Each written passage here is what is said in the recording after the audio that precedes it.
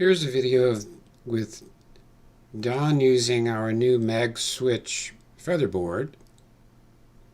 He's going to show us a safe way of ripping on the saw-stop table saw.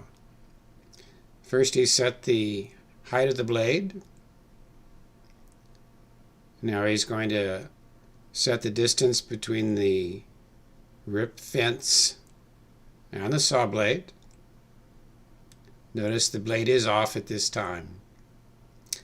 That's the MagSwitch. It's magnetic. It has on-off settings. He's just turned it from off to on after pressing that up against the board. He's going to show us that again.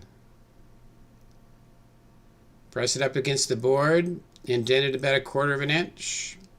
Flip the switch and the magnet is now magnetic.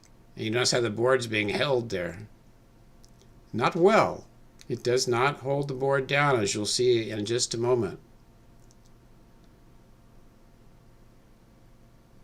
Now we have to turn the saw stop on. It takes a moment or two.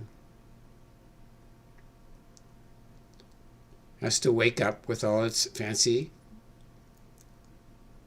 Donna's now trying to stay out of the way of my camera, but he's not really going to run the board through that way, but he could.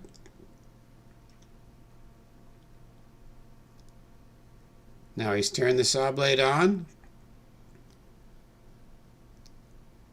You'll notice there it does lift up just a little bit. The featherboard does not hold it down. That push stick does. And there you have it.